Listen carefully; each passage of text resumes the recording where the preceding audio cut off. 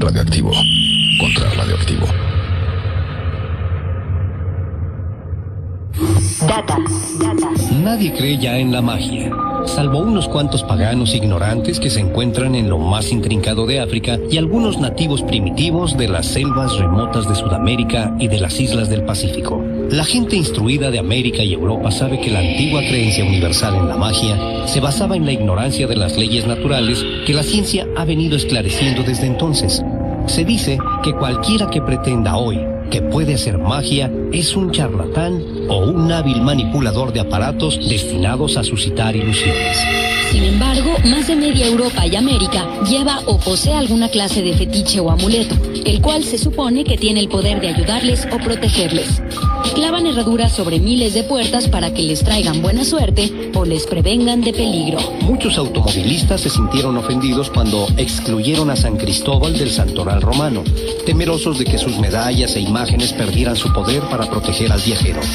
Por otro lado, la mayoría de los hoteles carecen del piso 13º porque en la numerología el 13 es el número de la mala suerte. Y mucha gente sostiene aún esta creencia hasta el punto de que nunca dormirían en un 13º piso. La referencia que se tiene del número 13 es que normalmente los convertículos, punto de reunión de las brujas, están conformados por 13 miembros. También algunos relacionan este número con el rey Arturo y sus 12 caballeros principales, Robin Hood y sus 12 leñadores, Cristo y sus 12 discípulos, y así podríamos citar numerosos ejemplos. Sin embargo, paradójicamente, el número 13 también es un mal número para hacer magia. Hoy en día, la mayoría de las personas son influenciadas por supersticiones y el miedo a lo desconocido, el cual ha nacido de la magia.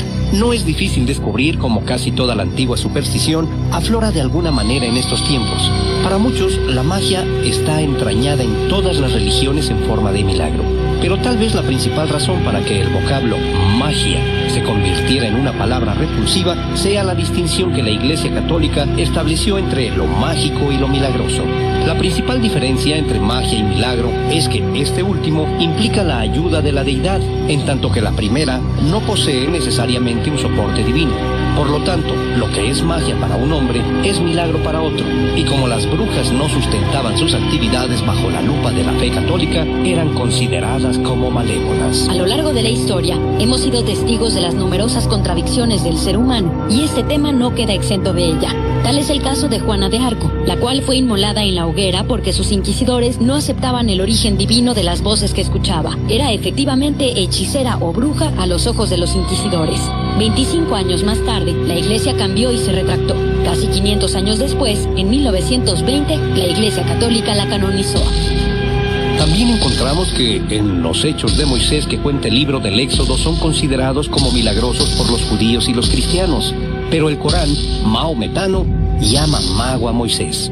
Y por último, podemos ver cómo los cristianos consideraban que la magia del oráculo de Delfos era reprobable, mientras que los griegos creían que era la voz milagrosa de Apolo. La palabra magia proviene de los magi, quienes eran reconocidos como sabios. Incluso los reyes persas llegaron a ser discípulos de los magi y no emprendían nada importante sin consultarlos. Después de ellos se encontraban los adivinos, los hechiceros, los que leían los astros e interpretaban los sueños. Poco a poco este concepto se fue desarrollando hacia otros planos, convirtiéndose en una religión que muchos la denominan como misteriosa. No tiene iglesias o capillas, templos o santuarios donde adorar a su deidad, ya que donde ellas se reúnen cubren las ventanas, cierran las puertas y el lugar de culto se ilumina simplemente con cirios. Estas personas que practican el ritual son brujas. Su religión es la brujería, aunque algunos la llaman la vieja religión o el culto. De cierta manera, la brujería es la expresión contemporánea de una antigua fe que antecede por mucho a cualquier religión moderna. Tuvo su origen entre los hombres paleolíticos que habitaron las cavernas de la Edad de Piedra. Hoy en día, las brujas modernas no guardan parecido alguno con las retratadas por la historia medieval de Macbeth de Shakespeare o Blancanieves de Walt Disney. En el culto o brujería no hay varias arpías desdentadas y charlatanas. De hecho, sus miembros tienden a ser jóvenes. Al fin y al cabo, las brujas son rebeldes y la juventud es más propensa a la rebelión. Las brujas de hoy no llevan largos vestidos negros ni sombreros puntiagudos. Visten a la moda y muchas llevan minifalda. No se distinguen en absoluto en su aspecto o en sus hábitos de sus contemporáneos. Hablamos en general de brujas refiriéndonos a uno y otro sexo. ya que los términos hechicero o nigromante no se utilizan en el culto. Esto se debe a que la minoría son hombres, ya que la brujería es esencialmente una religión matriarcal que se opone a la ortodoxia de otros credos mediante la exaltación del principio femenino por encima del masculino. Se sabe que esto se dio debido a la situación en Europa medieval, donde el trato que se le daba a la mujer era casi tan bajo como lo que había sido en la sociedad cazadora del Paleolítico. La mujer era propiedad del hombre. La Iglesia la consideraba moralmente débil y potencialmente pecaminosa. En rebelión contra este sometimiento, las mujeres se volvieron hacia la brujería, en la cual eran al menos tan importantes como los hombres, y en algunas formas de magia, más hábiles que ellos. En sus inicios, la brujería y la cristiandad no eran opuestas. Sin embargo, tenían posturas contradictorias. Su deidad principal es una diosa madre, a la cual celebran a través de encantamientos y danzas en vez de plegarias e himnos. Se podría creer que una de las mayores diferencias entre las ceremonias de culto y las religiones reside en la ropa, ya que casi toda la gente que asiste a misa o a templos utiliza ropa propia, mientras que las brujas se despojan de ellas, a excepción de sus collares. Pero esta práctica del desnudo data del tiempo de las viejas religiones. Los judíos que danzaban alrededor del becerro de oro, al cual rememoran como símbolo sexual de la fecundidad de Egipto, estaban desnudos. Plinio describe a las mujeres de Britania ejecutando ceremonias religiosas desnudas y pintadas de negro. Hay un documento llamado el Evangelio de Tomás, en el que se afirma que Jesús dijo: cuando te quites las ropas sin avergonzarte, y tomes estas ropas y las pongas bajo tus pies como los niños pequeños, y patees sobre ellas, entonces serás considerado hijo de Dios viviente y no temerás. Si esto es un documento antiguo auténtico, probablemente fue escrito por un autor que tenía un vago recuerdo del culto desnudo precristiano, que él reaccionó con la inocencia de los niños. Esto refleja la creencia de las brujas en que la desnudez les acerca a su deidad. La asociación entre el culto y la pintura corporal se remonta a los tiempos prehistóricos, y es una de las razones por las que la Iglesia condenaba los cosméticos. Durante la época de la reina Ana, tan solo unos años antes de que fueran derogadas las leyes de represión de la brujería en Inglaterra, se aprobó una, según la cual quien sedujera a cualquier súbdito de su majestad valiéndose de pinturas en el rostro o de falso cabello, podía ser considerada culpable de brujería. La fe que se tiene al poder mental es la esencia de la brujería, y ese es el aspecto más incomprensible del culto para quienes son extraños a él. Este poder mental tiene algunos aspectos de la parapsicología y el ocultismo. Sin embargo, está más emparentado con la telepatía, la precognición extrasensorial y el espiritismo, que con la facultad de convertirse en lobo o en volar sobre una escoba.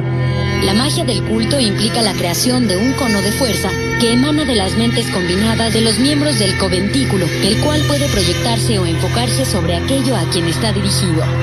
Se dice que cuando Hitler preparó la invasión de Inglaterra, se reunieron simultáneamente varios convertículos de brujas inglesas y proyectaron su fuerza sobre el cerebro de Hitler con el fin de disuadirlo de ordenar la invasión.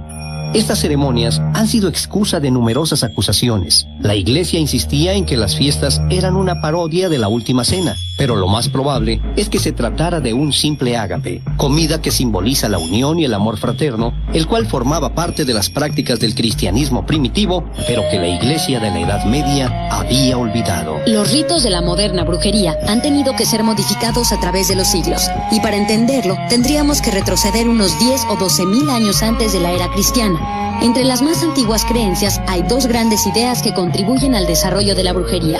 Una se refiere a las fuerzas que se consideraban originarias de la nueva vida. El hombre les rendía culto para asegurarse la fertilidad.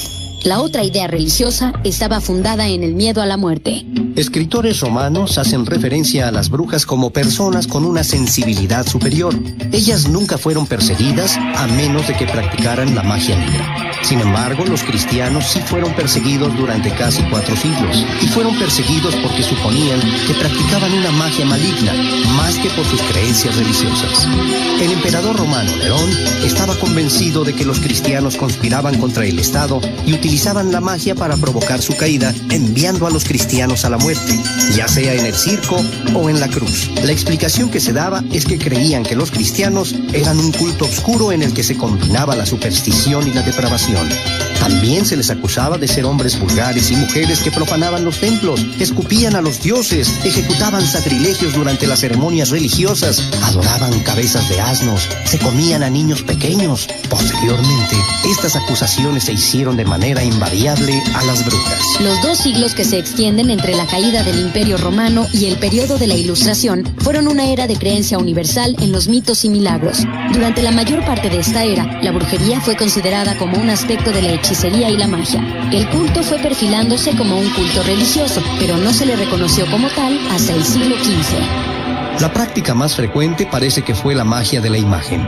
En esta forma de magia, la bruja hacía una figurita de cera, arcilla o paja, la cual representaban al individuo contra quien iba dirigida la magia. Una curiosa modalidad de la magia de la imagen fue la utilizada por la Iglesia Católica en algunas ceremonias de exorcismo. El sacerdote modelaba con cera la figura del demonio que había tomado posesión del sujeto, añadiendo su nombre, si lo sabía, o el epíteto conveniente, y la arrojaba al fuego. Al arder la imagen, el demonio abandonaba el cuerpo del poseído. La Iglesia justificaba este empleo de una técnica por la que condenaba a las brujas recitando textos apropiados de la revelación durante la ceremonia. Algunos médicos y antropólogos sostienen que la magia de la imagen actúa si el sujeto la conoce y cree en ella. Se practicaba en África y Haití, formando parte del vudú. Algunos muñecos que se exhiben en un museo británico prueban que la magia de la imagen está más viva en las áreas civilizadas que en lo más intrincado de las selvas africanas o haitiana. Una figura con un cuchillo diminuto clavado en el estómago adorna el uniforme de una enfermera de la Primera Guerra Mundial. Otra adorna el de un sargento de la Segunda Guerra Mundial con varios alfileres clavados. Todas las brujas practicaban magia de una u otra manera, pero no hay razón para creer que fuera toda con fines maléficos. Ciertamente, las brujas empleaban su magia para curar enfermedades, asegurar la fecundidad del hombre, de los animales o de la naturaleza, ayudar a la joven o al hombre a lograr aquello que anhelaba su corazón, o al que era dueño legítimo a encontrar las cosas que había perdido y a dar a luz. Cuando las brujas fueron perseguidas por herejía, no se tuvo en cuenta el objeto de su magia. Cualquier magia realizada con la ayuda de agentes extraños a la verdadera fe era mala. Durante la histeria de la persecución, se universalizó el calificar toda magia brujeril de maléfica, término que incluye todos los infortunios, daños, prejuicios o desastres sufridos por personas, animales o propiedades. Cualquier cosa, desde un dolor de cabeza a una catástrofe nacional. A las brujas se les culpaba de cualquier suceso para el que el limitado conocimiento de la época no tuviera una pronta explicación. Decían los cristianos que las brujas eran paganas, y la acusación era válida, puesto que pagani significaba simplemente gente del campo, y la brujería europea era esencialmente una religión rural. La Iglesia asociaba la brujería con Diana, la diosa madre que conocía desde los tiempos de Roma. Ciertamente, el canon pretendía que las mujeres estaban corrompidas por Satanás, quien las había conducido a las falsas creencias. Pero eso era natural, dado que detrás de cada herejía se creía que estaba el enemigo de Dios. El canon episcopal, que representó la postura oficial de la Iglesia hasta el siglo XIII, sostenía que los actos de las brujas eran ilusiones o fantasías suscitadas durante los sueños, y consiguientemente la creencia en la realidad de la brujería era pagana y herética. Posteriormente, la Iglesia adoptó una actitud diametralmente opuesta, según la cual la brujería era una religión real que tenía por Dios al diablo, por cuyo intermedio las brujas podían ejecutar efectivamente todos los tipos de magia que se le atribuían, incluso volar por los aires y transformarse en animales. Entonces, el no creer en la realidad de la brujería y en la de toda magia se convirtió en herejía. El periodo de persecución intensa duró casi 2 siglos. Nacieron 8 o 10 generaciones durante una época en la que la Iglesia y todas las demás fuentes de saber y de información avalaban la idea de que la brujería era un culto al diablo. El cliché de bruja de cuento de hadas o de Halloween, arrugada, encorvada y consumida, quedó bien perfilado antes de finales de la Edad Media. Esta concepción de las brujas no se aplicaba en el arte, ya que hay varios cuadros de brujas hermosas, jóvenes, sensuales y voluptuosas, mujeres en la primavera de la vida. Ya que la mayoría de las que fueron ejecutadas durante la persecución encajaban generalmente en esta descripción, al menos en lo referente a que eran viejas, arrugadas y melancólicas, pero es poco probable que fueran brujas en su gran mayoría. Normalmente se trataba de pobres mujeres que vivían en chozas y andaban escarbando por los campos en busca de raíces y hierbas comestibles, por lo que sus ignorantes vecinos creían que buscaban ingredientes para confeccionar filtros y venenos. Desesperadamente solas, criaban mascotas que, a ojos de los crédulos, se convirtieron en familiares de brujas. Viviendo así, esas viejas se volvían excéntricas y su comportamiento resultaba sospechoso y misterioso. Eran objeto de burlas y afrentas a las que ellas contestaban con maldiciones y miradas furibundas. Y si alguien sufría algún percance después de ser maldecido o mirado de tal manera, lo atribuía a algún encanto o alojamiento. La mayoría de estas ancianas conocían las propiedades de algunas hierbas y podían pedírseles que recetaran a los enfermos. Pero si fallaba el tratamiento y moría el paciente, se consideraba como prueba de que la mujer era bruja. Cualquier vieja que viviese sola en una aldea o pueblo corría el grave peligro de ser acusada de bruja. La mayor parte de los historiadores están de acuerdo que la persecución fue en realidad un pretexto para confiscar las inmensas riquezas de la Orden de Brujas por parte de las diversas tesorerías reales. El Evangelio de las Brujas presenta a la brujería como una religión consagrada a la rebelión social mediante los poderes mágicos conferidos por la diosa Diana, patrona de los pobres y de los oprimidos. En una época en que la creencia en la magia era universal, esto les parecía a los militantes un medio lógico de asegurarse la justicia social. Se trataba tanto de una rebelión contra la Iglesia Católica como contra el orden social.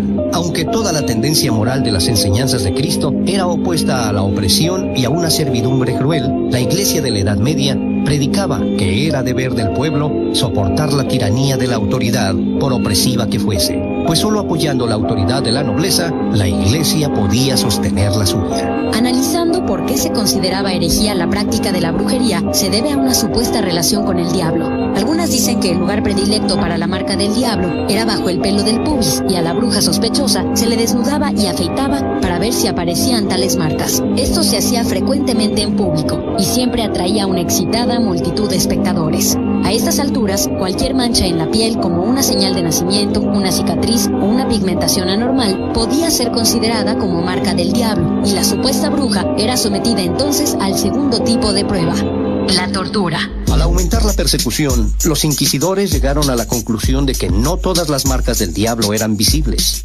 Supusieron que Satanás podía marcar a sus seguidores de una manera no perceptible a simple vista, pero todas las marcas del diablo eran morbosas. Si se punzaban con un alfiler largo, no se producía dolor ni salía sangre. Entonces, el punzar a las sospechosas pasó a formar parte del reconocimiento. Se introducían profundamente agujas, alfileres o punzones en las zonas sospechosas del cuerpo de la acusada. Si gritaba de dolor o si sangraban las heridas, era al menos indicio de inocencia. En 1650, los magistrados de Newcastle decidieron invitar al hombre que examinó a las brujas de Escocia para que hiciera sus pruebas en esa ciudad, por lo cual se le debía pagar una pieza de chelines por toda aquella que pudiera ser condenada por bruja. Tiempo después, se descubrió que el punzador escocés que utilizó era un falso punzón de punta retráctil. Tras un siglo de repetir que adoraban al diablo, muchas brujas ignorantes acabaron por creerlo. Efectivamente, centenares de ellas confesaron tal herejía, aunque en la mayoría asentían bajo tortura. Es posible también que algunas de las brujas, las confesiones eran anotadas por monjes que estaban firmemente convencidos de que las brujas adoraban al diablo, y estos escribas de la iglesia pudieran poner la palabra diablo allí donde la bruja hizo referencia a su Dios. Varios escritores modernos pretenden que durante la persecución de la brujería hallaron la muerte de 9 millones de personas, pero no aportan datos estadísticos válidos que apoyen esta estimación. Las actas contemporáneas están llenas de tachones y son incompletas. Probablemente muchas muertes no llegaron a registrarse y hay archivos que se han perdido con el tiempo. Las actas existentes registran una cifra de 200,000 y esto hace suponer que el total real puede haber sido el doble. Pero eso es solo una conjetura. Se han propuesto varias teorías sobre por qué la Iglesia se sintió súbitamente tan preocupada por la brujería. Una de ellas considera que la Iglesia no era anteriormente lo bastante fuerte como para adoptar una actitud firme contra los vestigios de las viejas religiones que sobrevivían en la brujería. Otra opinión sostiene que el culto había atraído a tantos seguidores que representaba una verdadera amenaza para la Iglesia, lo que le obligó a intervenir.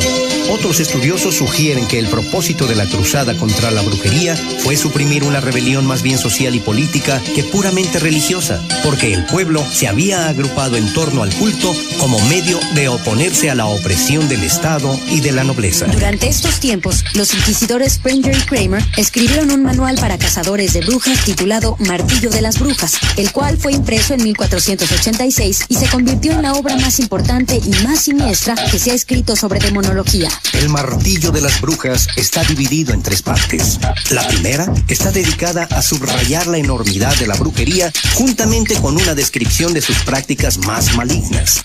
Renuncia a la fe católica, devoción y homenaje al diablo, comercio carnal y sacrificio de niños, entre otras cosas. La segunda sección se extiende a las prácticas perversas de las brujas, las cuales, insisten los inquisidores de pactos con el diablo, prácticas de perversión sexual, canibalismo, metamorfosis, etcétera, etcétera. Y la tercera sección, y la más importante de todas, habla sobre un tratado minucioso sobre cómo descubrir, examinar, encarcelar, interrogar y torturar a las brujas. Cabe mencionar que gracias a este escrito, muchas mujeres fueron acusadas de brujería. Y si escuchamos las declaraciones de Sprenger y Kramer, podemos darnos cuenta por qué. ¿Qué otra cosa es la mujer sino un enemigo de la amistad? Un castigo insoslayable, un mal necesario, una tentación natural, un peligro doméstico, un mal de la naturaleza pintado con colores hermosos. Por cuestiones circunstanciales, la persecución se convirtió en un gran negocio, ya que los costos de los juicios y de las ejecuciones corrían a cuenta de la condenada, ya sea de sus parientes o de sus vecinos. Muchas veces los gastos eran tan grandes que se necesitaban todos los bienes de la acusada para pagarlos. Por lo tanto, miles de individuos se ganaban la vida procesando y ejecutando brujas. La mayor parte de las historias de la brujería terminan bruscamente con el fin de la persecución. Cuando dejó de hacer nuevos relatos espantosos de torturas y cuando la iglesia dejó de estremecerse públicamente, las brujas desaparecieron de la historia como si fueran víctimas de su propia magia. Hubo relatos ampliamente difundidos de brujas aisladas que practicaban la vieja magia. Pero hay pocas alusiones a la brujería ritual hasta que apareció nuevamente en el siglo XX. El culto no desapareció. Algunos de sus ritos y rituales han perdurado como parte de la tradición popular. Aunque la brujería ya no es ilegal, las brujas conceden aún gran importancia al mantenimiento del secreto. Las brujas modernas no son ahorcadas ni quemadas, pero todavía son perseguidas, al menos hasta el punto de que no son aceptadas como miembros normales o estimados en sociedad. En muchos lugares, una bruja que sea conocida como tal encontrará dificultades en alquilar una casa, conseguir empleo u obtener un crédito bancario. Otra de las razones por la cual se guarda el secreto del culto distingue a las brujas de los demás. La posesión de un conocimiento especial y la participación en ritos secretos proporciona una evasión de la vida monótona. No hay nada intrínsecamente pecaminoso o malvado en la brujería. Las verdaderas brujas son distintas, no son ortodoxas, pero son el fundamento de una sociedad básicamente conservadora. Danzar alrededor de un círculo sin ropa no atrae a todo el mundo, como la costumbre japonesa de bañarse los hombres y las mujeres juntos. Las brujas no practican ninguno de los ritos obscenos que se asocian normalmente con el satanismo y las misas negras. No ejecutan parodias de ninguna otra religión.